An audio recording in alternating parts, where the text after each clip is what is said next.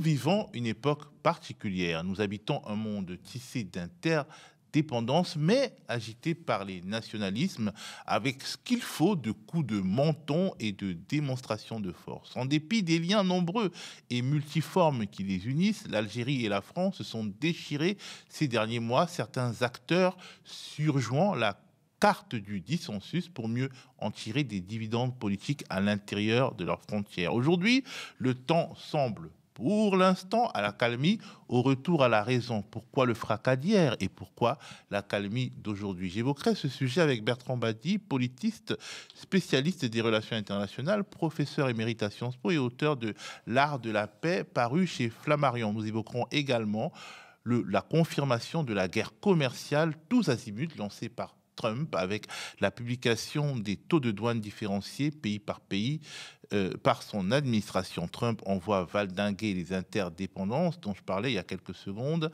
mais pour quel résultat? Vous regardez, Le Monde n'a pas de centre, la chronique internationale de Bertrand Badi sur Le Média.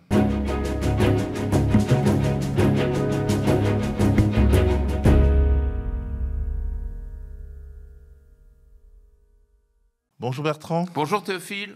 Alors commençons par parler de ce qui a créé la controverse entre Paris et Alger. On regarde un petit magnéto.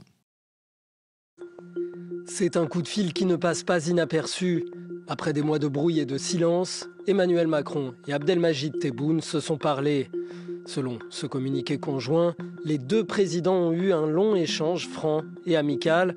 Ils ont réitéré leur volonté de renouer le dialogue et ont convenu de la reprise sans délai de la coopération sécuritaire.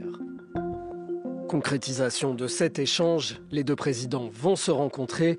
La date n'a pas été précisée. En revanche, le ministre français des Affaires étrangères, Jean-Noël Barrot, se rendra dans la capitale algérienne le 6 avril prochain. Ces derniers mois, rien n'allait dans le bon sens entre Paris et Alger. La crise éclate au sujet du Sahara occidental. La région est convoitée par le Maroc, mais également par les indépendantistes du Front Polisario, soutenus par Alger. Le 30 juillet 2024, dans une lettre adressée au roi du Maroc, Mohamed VI, Emmanuel Macron reconnaît officiellement la souveraineté marocaine sur le territoire, suscitant la colère d'Alger. Les passes d'armes s'enchaînent. En novembre 2024, l'écrivain franco-algérien Boualem Sansal est arrêté pour atteinte à la sûreté de l'État, Paris s'indigne. Sahara occidental, Boualem Sansal, influenceur algérien expulsé de France, refus d'exécution des OQTF français par l'Algérie. Les raisons de la brouille, qui est peut-être en train de se calmer, sont nombreuses, mais on a l'impression, Bertrand, que la querelle allait au-delà du tangible et du rationnel. Évidemment, il faut voir quand même ce qu'est cette interdépendance à laquelle tu faisais allusion tout à l'heure entre la France et l'Algérie. C'est d'abord une interdépendance objective, c'est-à-dire il est rare de trouver dans le monde actuel, peut-être même à l'intérieur de l'Union européenne, deux pays qui sont si fortement liés, ne serait-ce que sur le plan humain. Sur le plan humain, il y a 600 et quelques mille immigrés algériens en France, et il y a le double de personnes qui, de nationalité française, sont d'origine algérienne et sont d'une manière ou d'une autre encore liées affectivement ou matériellement à l'Algérie. Donc ces liens humains cumulés, c'est 2 millions de personnes. C'est effectivement aussi, même si j'aime pas beaucoup ce mot trop simplificateur, une mémoire. La mémoire algérienne, on a un peu tendance à l'oublier, c'est quand même une guerre d'indépendance qui, dans le narratif algérien, a fait 1 million de morts. Alors, c'est toujours très difficile d'avoir un chiffre précis de victimes, mais même si ce chiffre n'est pas exact, le nombre de morts, de désastres, de détresse causés par la guerre d'Algérie est absolument énorme. Donc on est en même temps dans l'émotion et il faut employer le terme dans le contentieux. Et puis il y a des liens multiples. Il y a des liens multiples de toute nature entre la France et l'Algérie, des liens économiques, même si les relations économiques franco-algériennes ne sont pas ce que l'on pourrait espérer de meilleur. Il y a des liens aussi, il ne faut pas l'oublier, en matière de renseignement. Les services de secrets algériens sont efficace, réputé, et la France, comme l'Algérie, ont besoin, mais peut-être plus la France que l'Algérie, d'une coopération en matière sécuritaire. Donc, il y a plein de raisons, tu vois, en même temps objectives et subjectives, rationnelles et passionnelles, je dirais, pour que, d'une part, ce dossier mobilise tout le monde et que, d'autre part, on ne le laisse pas exploser. L'attitude de Bruno Retailleau était aussi choquante qu'absurde. Pourquoi choquante ? Je dois dire que j'ai eu une impression vraiment catastrophique lorsque, parlant de l'Algérie, le ministre de l'ancienne puissance coloniale dit qu'il faut utiliser le rapport de force. La France a dominé l'Algérie pendant 130 ans. Récemment, on a documenté l'utilisation de l'arme chimique pendant la guerre d'Algérie, donc ce qu'on appelle des crimes de guerre et des crimes contre l'humanité. Il y a eu aussi ce face-à-face extrêmement fort, blessant pendant la guerre, et au sortir de la guerre, employer le terme de rapport de force est quelque chose de choquant et d'absurde. Et c'est surtout irrationnel, parce que ce n'est pas par un rapport de force que l'on pourra préserver cette relation dont je rappelais la très grande densité. Alors, beaucoup de gens sont coupables dans cette affaire, parce que, en fait, on ne connaît pas de séquence heureuse dans les relations franco-algériennes. Je pense qu'aucun des présidents français n'a su véritablement trouver la bonne note, le bon ton. Mais là, on était descendu très très bas. Je crois qu'autant Emmanuel Macron que Jean-Noël Barrot ont compris que cette escalade dans l'usage même du terme de force et de coercition était absolument impossible, qu'il fallait revenir à la diplomatie.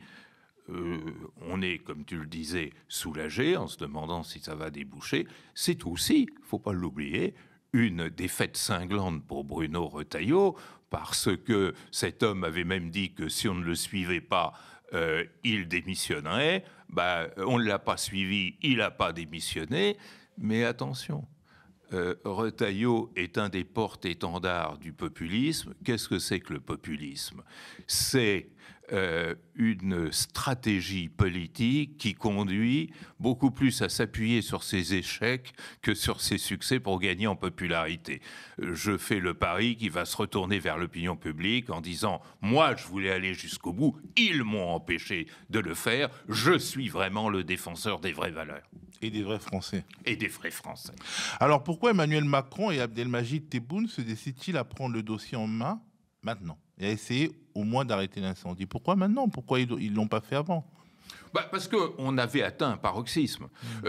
Il est clair, tu l'as dit, que cette crise, elle n'a pas démarré avec les rodomontades du ministre de l'Intérieur, elle a démarré avec la visite d'Emmanuel Macron à Rabat et la reconnaissance officielle de la souveraineté marocaine sur le Sahara. Et puis elle a franchi un degré supplémentaire, ça personnellement j'ai pu le sentir avec mes interlocuteurs algériens, lorsque Rachida Dati, ministre de la Culture, s'est rendue en visite au Sahara. Ça a été les deux éléments, je dirais, structurants de la crise. Il fallait désamorcer. Alors, le pari de Macron était un pari extrêmement risqué. C'est le pari qui consistait à prendre parti pour l'un contre l'autre, ce qui, dans les conflits bilatéraux, est extrêmement risqué de la part du tiers parti.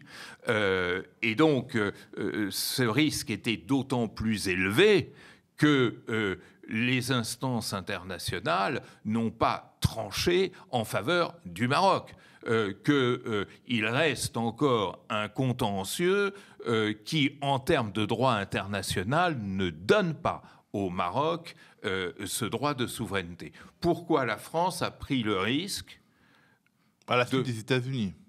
Oui, les États-Unis trumpiens. D'ailleurs, c'est la première présidence de Trump, lors des fameux accords dits d'Abraham. Et la France n'était pas obligée de suivre les États-Unis. La position de la France, membre de l'Union européenne, membre permanent du Conseil de sécurité, aurait dû être de s'en tenir au droit international. Elle ne l'a pas fait, ce qui, effectivement, crée objectivement une situation de crise. Situation de crise, semble-t-il qu'Emmanuel Macron a cru pouvoir réguler en faisant ce qu'il appelle dans son répertoire des concessions mémorielles à l'Algérie. Suite à sa reconnaissance de la souveraineté marocaine sur le Sahara, Emmanuel Macron a reconnu l'assassinat du résistant algérien Mehdi Ben Larbi dans la foulée pratiquement de son discours au Parlement marocain. Ça n'a eu aucun effet. Je n'ai pas entendu en Algérie quelques personnes disant « Ah, on est reconnaissant à Emmanuel Macron de l'avoir fait, ça nous touche ». Il n'y a eu pratiquement aucune réaction, donc ça n'a pas porté. Mais derrière cela, il y a quelque chose qu'il faut voir. Et qui n'est pas tellement mise en évidence, moi qui me paraît essentiel. C'est que Macron n'a pas seulement choisi le Maroc contre l'Algérie, il a choisi la porte marocaine pour faire son retour en Afrique plutôt que la porte algérienne. Alors, ça peut s'expliquer. Pourquoi ? Parce que l'Algérie est en difficulté au sein de la diplomatie africaine, alors qu'il y a quelques années, c'était le contraire. C'était le Maroc qui avait dû quitter l'Union africaine et c'était l'Algérie qui apparaissait comme le pivot qui allait contribuer à résoudre le conflit du Sahel. Bon, finalement, les accords d'Alger de 2015 sur le Sahel ont été un échec et le Maroc a pu retourner la situation à son profit. Le Maroc est un des pays, tu le sais bien, les plus actifs, les plus présents en Afrique subsaharienne. La France notamment d'Emmanuel Macron, a subi des échecs considérables en Afrique, le dernier en date étant le Niger, bien entendu, cette crise qui avait été amorcée le 26 juillet 2023 et qui a duré presque un an, et qui d'ailleurs n'est pas terminée parce que chaque semaine on apprend que le Niger prend une nouvelle initiative contre la France, ainsi que les États du Sahel, Burkina Faso et le Mali. Et il semblerait que face à cette difficulté tangible aux Nations Unies, sur le vote concernant l'Ukraine, seul un État africain francophone a suivi la France, c'est la Côte d'Ivoire. Tous les autres ont émis des votes différents. Donc ça ne va pas du tout. Je pense que la grande idée de Macron, c'est de retourner en Afrique par la porte marocaine. Et d'ailleurs, le Maroc a joué un rôle médiateur entre la France et les États du Sahel dans bien des domaines. Donc, je crois que ce n'était pas seulement un choix affectif, c'était vraiment un choix stratégique. Et parce que c'était justement un choix stratégique, ça a d'autant plus pesé sur l'Algérie, qui s'est sentie humiliée dans cette affaire. L'Algérie qui souffre des difficultés qui sont les siennes en Afrique. Elle est brouillée avec les États sahéliens. Elle a de mauvaises relations avec ses autres partenaires maghrébins.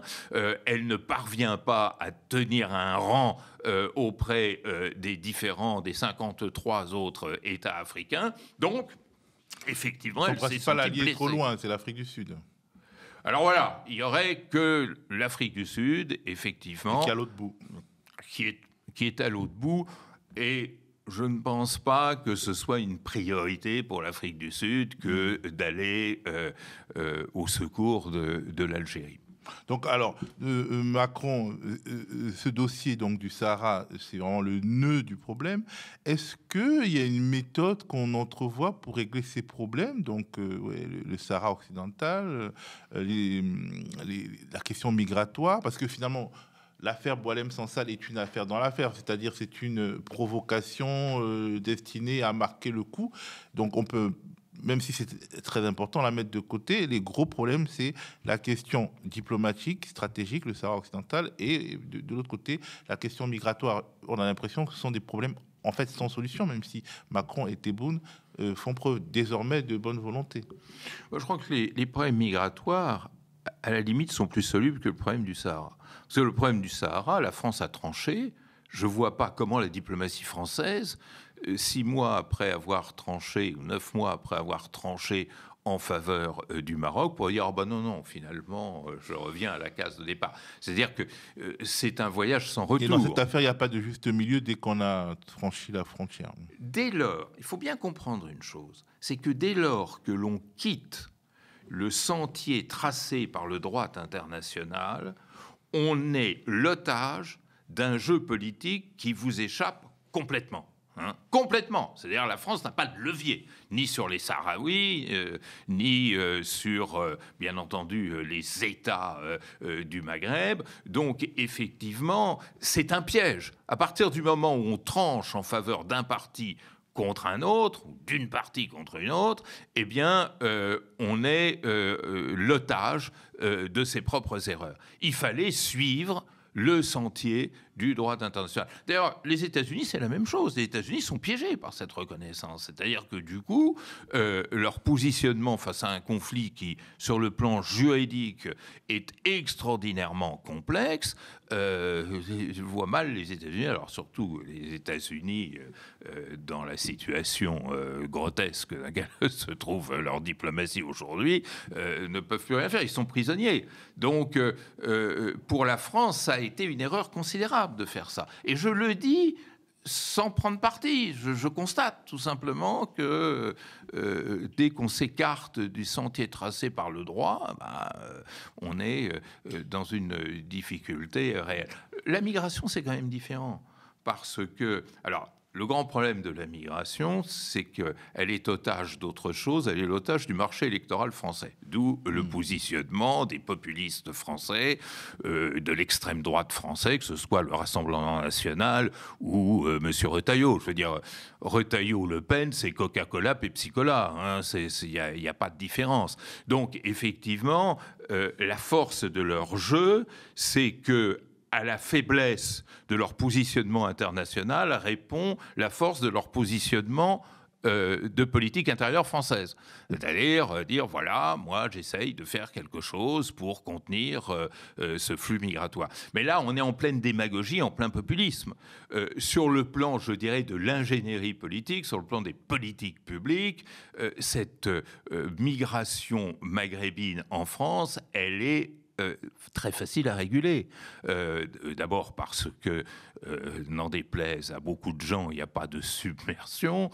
Il y a une pratique de l'intégration qui a quand même 2 tiers de siècle d'âge, 60 et quelques années depuis l'indépendance, et qu'il suffit effectivement d'actualiser les accords bilatéraux entre la France et l'Algérie pour arriver à un point d'équilibre.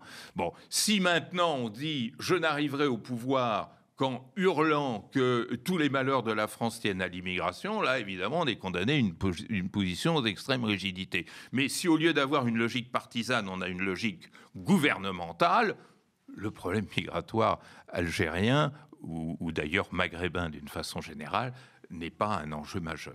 Alors, en France, la politique interne guide toujours, on l'a déjà dit, les considérations liées aux relations franco-algériennes. Macron veut peut-être montrer tout simplement, au-delà de la grande politique, à Retailleau qu'il est le chef, dans un contexte où, en plus, Bruno Retailleau est candidat à la présidence de LR, donc candidat en réalité à 2027.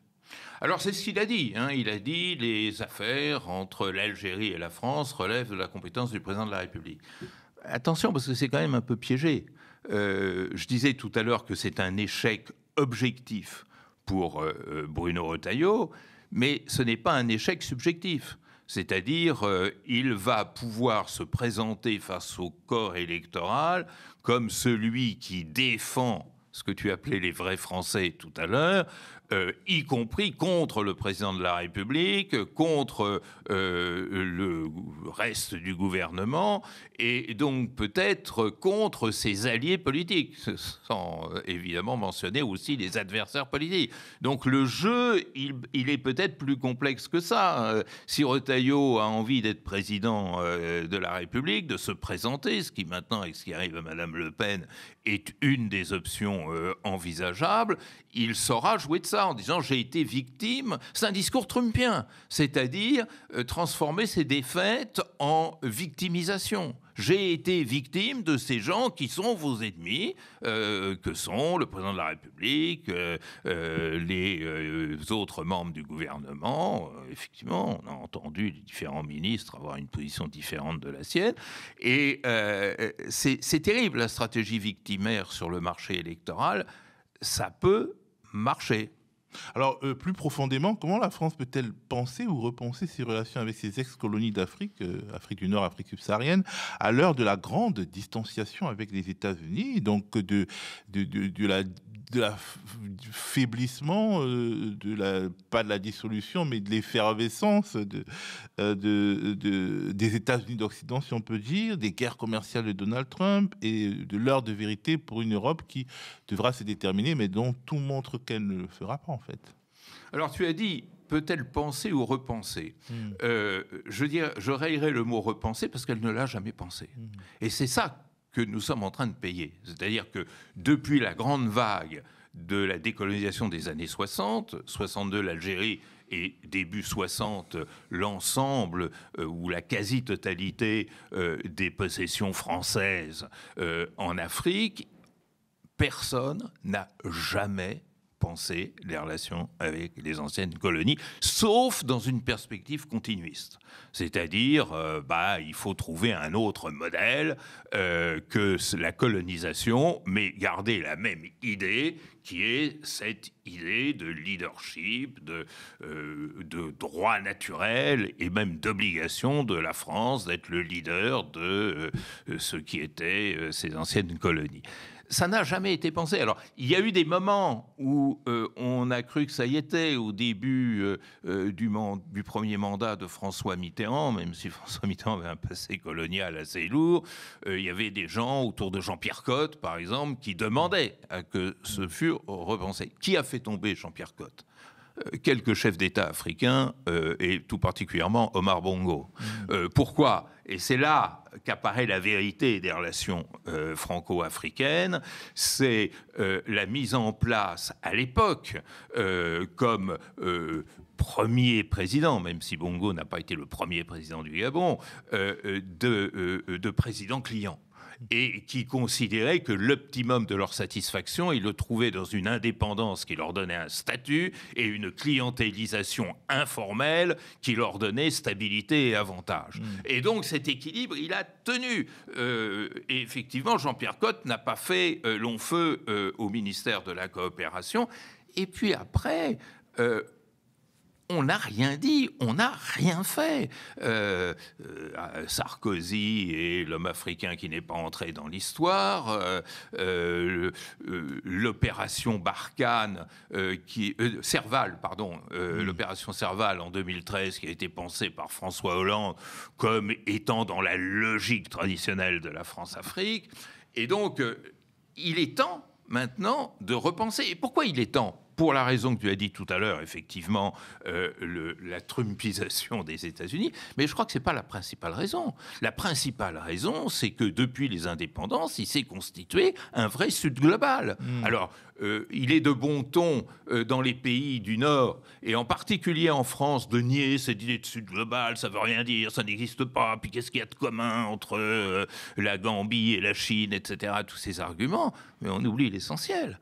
C'est que ce qui est de commun entre tous ces pays du Sud, c'est un sentiment de commune appartenance dans une extrême différence. Il y a le sentiment qu'il y a un dénominateur commun et qui fait qu'ailleurs, quand on interroge les Africains, quel est le pays le plus populaire aujourd'hui ? C'est la Chine et les États-Unis. De toute façon, ce qu'on appelle à l'existence existe en matière de relations internationales. Mais bien sûr, bien sûr. Alors justement, Bertrand, parlons de Donald Trump qui a mis ses menaces à exécution au sujet des droits de douane différenciés imposés à de nombreux pays. Large panneau allemand, Donald Trump égrène. Indonesia, Malaysia, Cambodia. Oh, look at Cambodia, 97%. We're going to bring it down to 49%. They made a fortune with the United States of America. United Kingdom, 10%. Les chiffres qu'il annonce, ce sont les nouveaux tarifs douaniers mis en place par son administration depuis mercredi 2 avril. Une guerre commerciale donc, déclarée au monde entier, mais touchant particulièrement l'Asie et l'Union européenne. Pour Donald Trump, il s'agit surtout d'une déclaration d'indépendance économique. Foreign leaders have stolen our jobs, foreign cheaters have ransacked our factories, and foreign scavengers have torn apart our once beautiful American dream. We had an American... En clair, les produits en provenance de l'Union européenne seront ainsi taxés à 20%, ceux de la Chine à 34%, s'ajoutant aux 20% déjà imposés depuis janvier. Un tarif minimum de 10% sera par ailleurs appliqué aux pays qui ne sont pas sur la liste, a précisé le locataire de la Maison-Blanche. Est-ce que c'est vraiment un tournant, comme on le dit, dans l'histoire de la mondialisation ? Alors, moi, de toute façon, je n'emploie jamais le mot tournant parce que l'histoire, elle ne fonctionne pas par des étapes décrétées et des ruptures, je dirais, événementielles que l'on pourrait dater de façon claire. Ce qui apparaît, c'est, je dirais, plusieurs choses. D'abord, il y avait longtemps que Trump nous annonçait cela. Même dans son premier mandat, il caressait cette idée de jouer sur les politiques tarifaires. Deuxième élément, on a assisté, et on n'a pas suffisamment analysé la chose au début de ce siècle, à une crise violente qui a frappé le néolibéralisme de l'école de Chicago, c'est-à-dire celle qui confier sa foi et ses espoirs entre les mains du libre-échangisme, de l'échange, de la contractualisation. Tout ça s'est effondré à travers des crises économiques qui ont été assez sévères. Et donc, depuis un certain temps, on voit les mécanismes évoluer. C'est-à-dire, après tout, plutôt que se confier totalement au libre-échange, il est peut-être utile d'avoir une main prédatrice. La prédation, ça coûte moins cher, ça peut rapporter gros. De même, le versant négatif de la prédation, c'est le protectionnisme. Le protectionnisme, ça veut dire quoi ? Ça veut dire je me protège, je prends chez l'autre, mais je me protège chez moi de l'autre. Hein.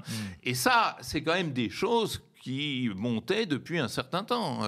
Il y a par exemple quelque chose, moi, qui m'intéresse beaucoup et qui a toujours été mis dans l'ombre, c'est le land grabbing, c'est-à-dire cette politique qui consistait pour un certain nombre de pays du Nord de s'accaparer les terres agricoles des pays du Sud, notamment d'Afrique, pour pouvoir les exploiter en leur faveur. Bon, tout ça, ça a annoncé quelque chose qui était en train de changer.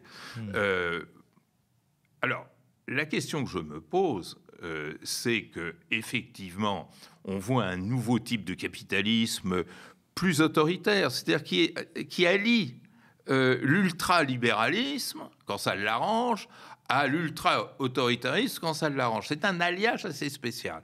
Et cet alliage, on le voit effectivement progresser. C'est Elon Musk qui s'entend comme larron en foire, enfin pour le moment, avec Trump, mais c'est aussi les oligarques russes, c'est aussi les milliardaires indiens avec Modi, et nos nano-Musk sont les Bolloré et compagnie. Hein. Et nos nano-Musk, certains sont allés baiser la babouche de Trump, notamment Rodolphe Saadé de CMA-CGM, qui est dans le commerce mondial et qui est parti faire allégeance et qui contrôle dans le même temps BFM RMC, un des plus gros groupes de médias de France. Bien sûr, mais on a vu aussi Bernard Arnault invité à l'investiture de Trump, etc.